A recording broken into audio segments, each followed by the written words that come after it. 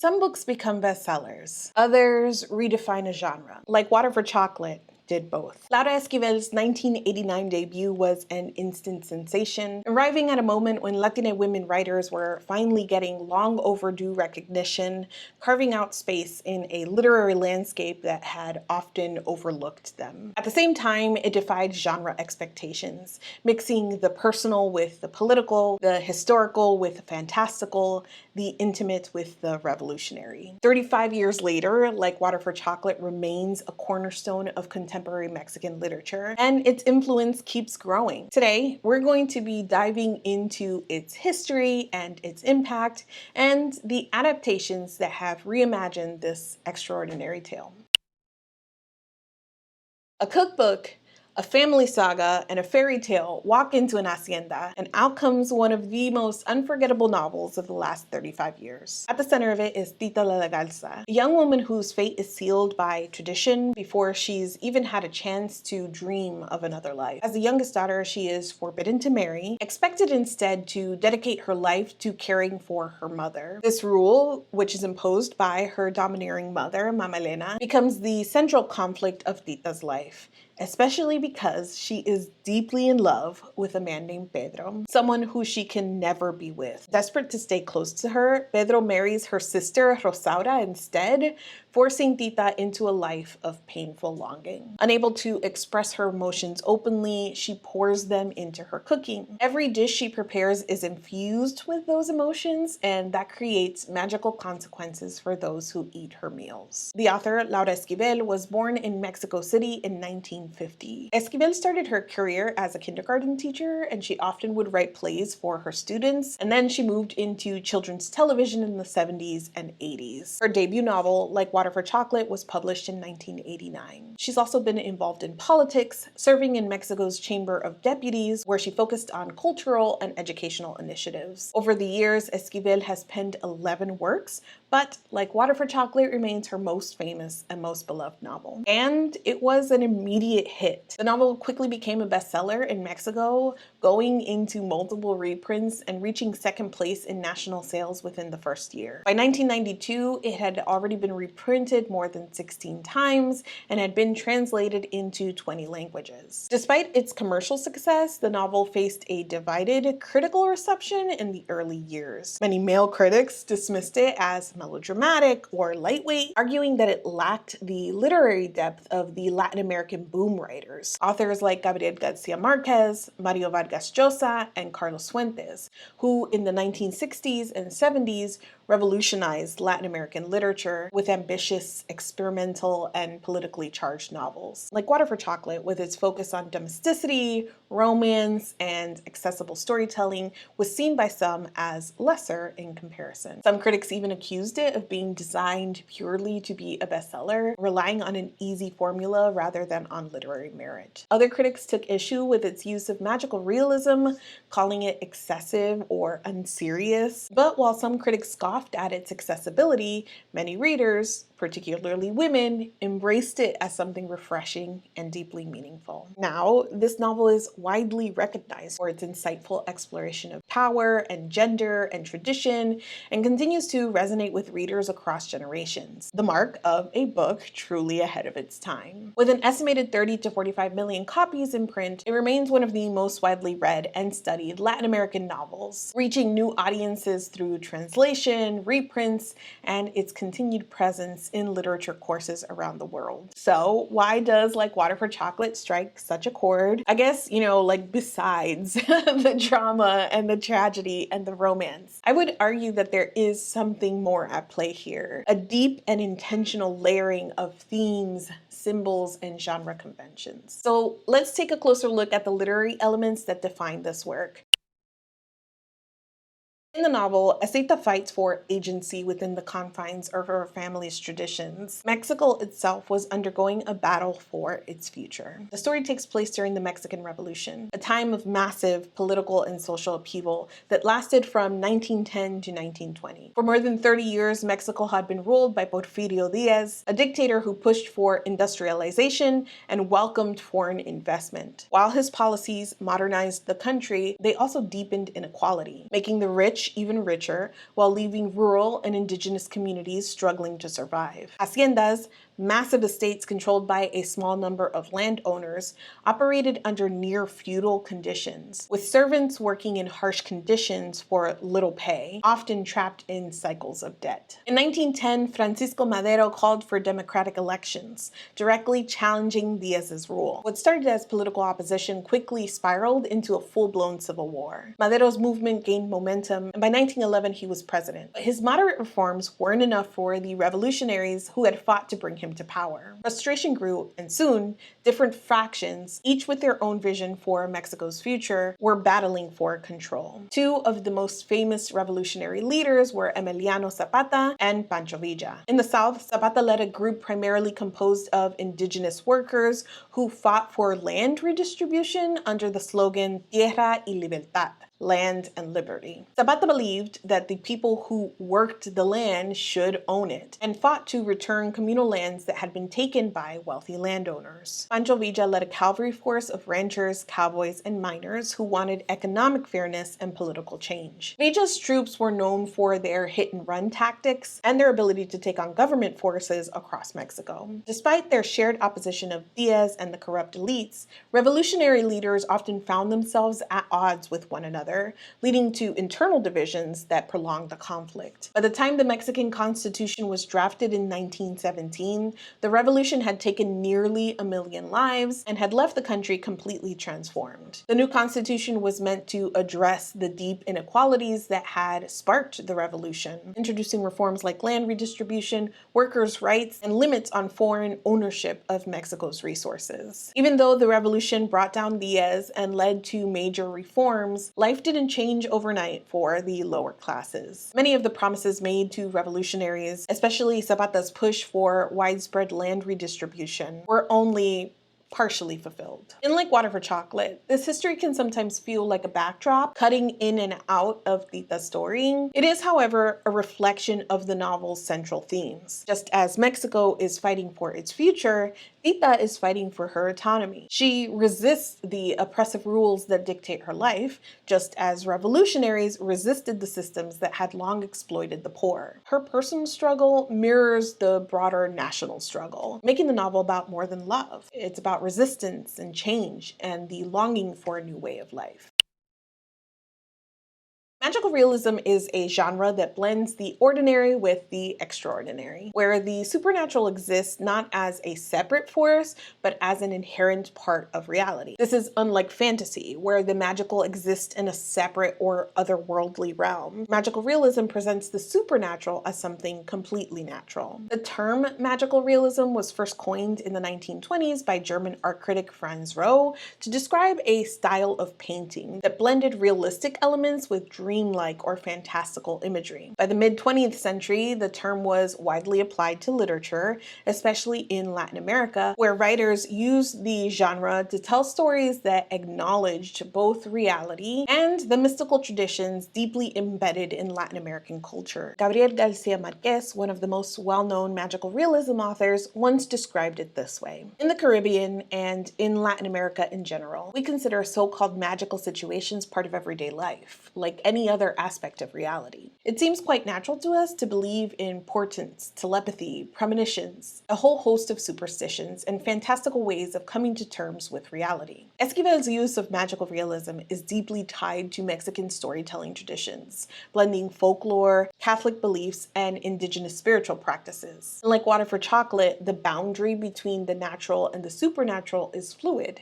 The dead communicate with the living. Emotions are so powerful that they manifest physically. Food carries memory and desire in a way that feels both mythical and entirely real. Through this, Esquivel elevates Tita's personal story, connecting it to something much bigger, to history, to tradition, to the emotional inheritance passed from one generation to the next. Those early critics that dismissed this novel did so because of its focus on domesticity, particularly its use of food, recipe, and household rituals as central narrative elements. These critics saw the emphasis on tradition, family life, and emotional storytelling as overly sentimental. Everyone's entitled to their opinion, but to me, that's a very reductive interpretation. I would argue argue, and it has been argued, that this was instead engaging with the long-established literary tradition of costumbrismo. Costumbrismo is a literary and artistic movement that emerged in Spain and Latin America in the 19th century. The word itself comes from the Spanish word costumbre, meaning custom or habit, emphasizing its interest in the lived experiences of ordinary people. By the time Like Water for Chocolate was published, costumbrismo had long since evolved, influencing later literary movements, including magical realism. Esquivel's novel lingers in the details of domestic life, not just cooking and rituals, but also the unspoken rules that govern relationships and shape identities. She shows us a world where family duty dictates personal choices, and where societal expectations, especially for women, feel almost inescapable. But of course, at the center of it all is food. Food as storytelling, food as emotion, food as resistance. For Tita, food is often her only means of self-expression, her way of communicating what she isn't allowed to say out loud. Through food, Esquivel captures how traditions are passed down, how emotions are shared, and how power can be both upheld and challenged. One of the reasons Like Water for Chocolate is a favorite of mine, personally, is because of how beautifully it's written. Esquivel's prose is deceptively simple because beneath her clarity is a depth that reveals itself through motifs and symbolism. The effect is heightened by the novel's narrative style. Instead of experiencing everything firsthand, we're getting the story through the perspective of Tita's great niece, which adds a bit of distance, like we're hearing a legend passed down through generations. That kind of storytelling is common in magical realism, and it gives this novel this sort of dreamy in-between quality. It feels like history and myth at the same time, both deeply personal and larger than life. Through this lens, emotions, traditions, and even the supernatural don't need to be explained or justified. They just are. They're woven into the fabric of the story as naturally as anything else. To me, all of this creates a kind of reading experience that is incredibly sensory and without being wordy. It's a slim 200-ish pages depending on your edition, and yet when she describes food, you can practically taste it. Her scenes have texture, and her incorporation of nature makes the world feel alive. That recurring use of nature reinforces this idea that human emotions are deeply connected to the physical world. Fire in particular becomes a symbol of passion, destruction, and transformation. Tita's love for Pedro is constantly described as heat, burning so intensely it can't be contained. Even the novel's title, Like Water for Chocolate, comes from an expression about water being heated until it's ready for hot chocolate, which is to say, something that has reached its boiling point. A metaphor for overwhelming emotion, especially anger and perhaps passion, which both define so much of Tita's journey. If you've never experienced the novel, I won't give away the end, but I will say that this fire becomes tangible in the book's final breathtaking moments. Tita herself is born in a flood of tears,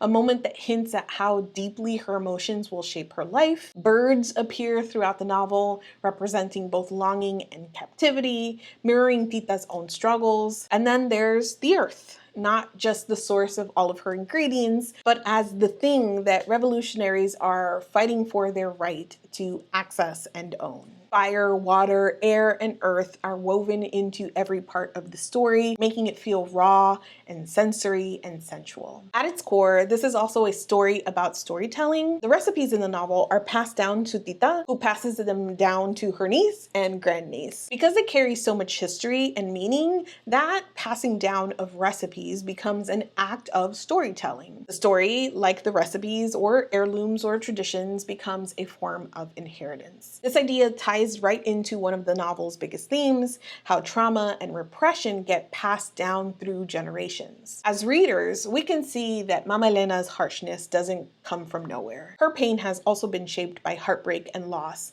and instead of breaking that cycle, she reinforces it. Tita's journey makes us question whether or not these cycles are inevitable, because her struggle isn't just personal. It's deeply tied to the expectations placed on women and the roles they are forced to play. The burdens she inherits aren't just emotional. they're structural, dictated by tradition and reinforced by the very people around her. This is where Like Water for Chocolate delivers one of its most powerful critiques of gender roles and the restrictions placed on women. Tita's story is one of rebellion against a system that denies her autonomy. From the very first pages, we see how tradition dictates Tita's fate, not because of any personal failing, but simply because she was born the youngest daughter. Tita's struggle is especially striking when compared to her mother, Mama Elena. Mama Elena wields significant power, while she herself exists in a patriarchal system. It is a power that she gained through suffering, yet we watch her enforce the very traditions that once restricted her. Instead of breaking the cycles that caused her pain,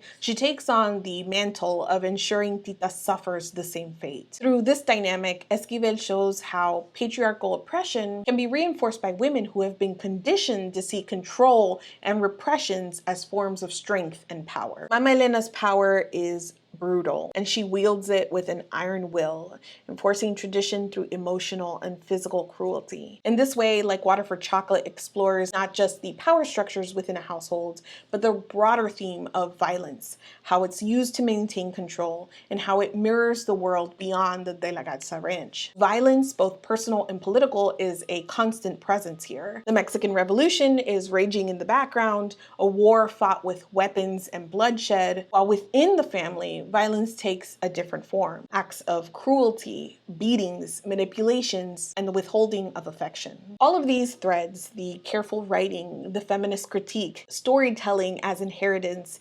intergenerational trauma, and all of the natural imagery come together to make Like Water for Chocolate the unforgettable novel that it is. It is a book about love, but also about power, about passion, but also about pain, and most of all, about the ways in which we pass things down. Not just recipes, not just traditions, but also emotions, expectations, and histories.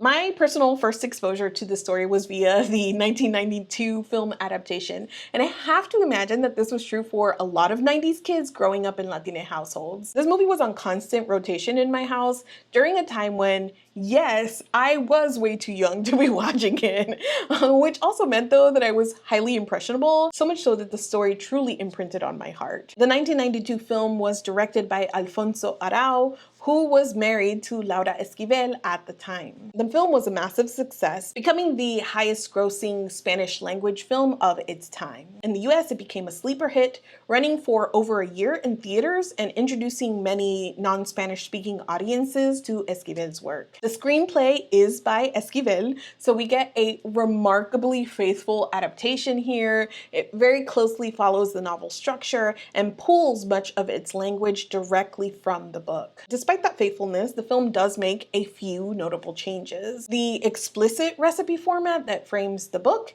is removed, making the culinary elements feel slightly more implied. If Esquivel's writing is deceptively simple, Arau's direction mirrors that with a similarly straightforward approach. He doesn't clutter the story with flashy visuals or over-the-top effects. Instead, he trusts the performances, the cinematography, and the atmosphere to pull you in. The film feels intimate and deeply sensual. It has this warm, earthy color palette, golden lighting, soft focus shots, and it all creates this very dreamlike quality. One aspect that the film maintains, for better or worse, is one of the book's most significant areas for critique. In the story, Rosaura's weight gain is framed as a sign of her undesirability, playing into harmful stereotypes about body size and character. It's not just a way to contrast her with Tita, it actively dehumanizes her. She's an unworthy rival, not entitled to Pedro's love, and that begins to be reflected in her body. This aspect of the novel, which already reads problematically on the page, becomes even more glaring in the film, where the visual medium amplifies the discomfort. It's a part of the story that has not aged well, but that is deeply and unfortunately familiar for the time period and the culture. That finally brings us to the 2024 HBO adaptation. I really mean it when I say that the 1992 film was on heavy rotation in my house. So as soon as the new series was out, I pulled up to my big sister's house and we binged the first season in 2 sittings. Executive produced by Salma Hayek and starring Azul Guaita and Andres Baida. The first 6 episodes cover about half of the book, meaning we have space here. Much more than the source material technically requires. If 1992 was faithful, 2024 is expansive. Rather than a straightforward adaptation, the series really takes its time, deepening all of the character arcs, expanding subplots, and situating the story even more firmly within its historical context. Something I've discussed previously on this channel is that when it comes to adaptations, there are some people who will not be happy with anything but exactly what happens in the pages. I personally am a huge fan of adaptations taking full advantage of its new medium, and I think the HBO series does exactly that. The book tells us in the opening pages that Pedro loves Tita, right? In fact, when he's confessing his love to her for the first time, she says that she needs to think about this, and Pedro says that you don't think about love, you either feel it or you don't. In that way, the audience is also being asked to accept that this love just exists, and such a passionate and expansive love that truly unmakes this whole family. With 6 hours of TV, the updated series has room to show us the first time that Tita meets Pedro. There's still the sense of twin souls finding each other, but we also get to see some of their chemistry, of them playing together and growing up together, and of Tita, of course, feeding Pedro. The actors have really lovely chemistry, enriching the tragic love story of it all. Pedro gets so much more to do. In the book, his defining action is deciding to marry Tita's sister to be near her, a decision that he stands by and regrets in turn. In the HBO adaptation, we see Pedro's active participation in the revolution, a conflict that now takes less of a backseat in the story and hangs with the full weight of its threat of violence over the De la Garza family. We also get to see Pedro's complicated relationship with his father and his own obligations and sense of duty, especially to Rosaura. Rosaura becomes clearer to the audience. She feels much more like a true antagonist, not only sort of passively benefiting from her mother's favor, but actively envying what Tita has. If Tita's story is about inheritance and generational trauma, in Rosaura, we see the threat of that trauma being perpetuated to yet another generation. I could go on here because every character gets more to do, and in ways that I think deeply understand the source material and feel additive. Visually, the story leans into a heightened, almost painterly style. The warm, earthy tones of the 1992 film are still present, but they're enriched by an even richer production design. The lighting is softer, the scents are really full with detail, and there's an almost dreamlike quality to the way the camera moves throughout the scene. I loved how this adaptation incorporated food into the storytelling. The book structures each chapter around a recipe. The 1992 film removed this explicit framing, but the HBO series embraces it. Each episode is named after a dish, and we watch as it is prepared in the episode. The food feels embedded into the episodes in truly, truly beautiful and delicious ways. Overall, the HBO adaptation amplifies what was already a deeply sensory story. The magic, the food, the emotions, they all feel richer, more immersive, more intense. It's an adaptation that doesn't just retell like Water for Chocolate, but allows it to breathe and expand, creating a world that is both familiar to fans of the novel and fresh in its visual and narrative choices. If you have read or would like to read Like Water for Chocolate, or if you've seen any of its adaptations, let's chat about it down in the comments. I'm especially curious about how and when you first came across this story, if it was via the novel, if that was in school or for your own reading for pleasure, if it was via the 1992 film, and if it was the 1992 film, are you Latine?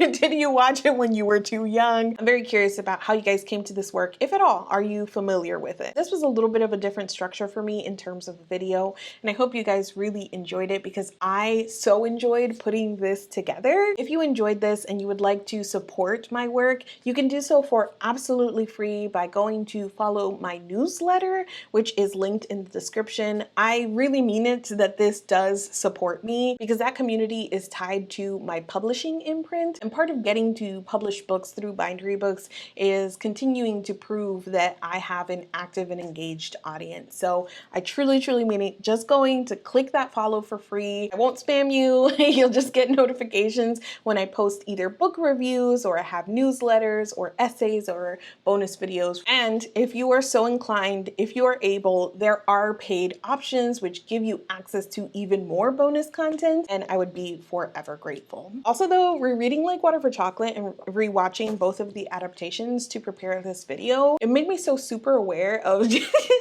just why exactly I picked Orange Wine by Esperanza Hope Snyder as my imprint's second book and second release. It's got so many similar elements to Like Water for Chocolate. The very economical writing style, the contentious relationships between sisters, the narrative remove, the matter-of-factness of surviving. So if you like Water for Chocolate, I really hope that you'll consider reading Orange Wine when it comes out later this year. It's out September 30th, but it's already available for pre-order, and even just like adding it to your shelves on Goodreads or requesting it from your library or anything along those lines is so helpful to support not only my imprint, but Esperanza Hope Snyder as the author and just the entire project. This book means so much to me for the way that it is deeply in conversation with these like greats of Latine realism and Latine magical realism. Truly, if you'll forgive that plug, it is truly because I was rereading this going, oh,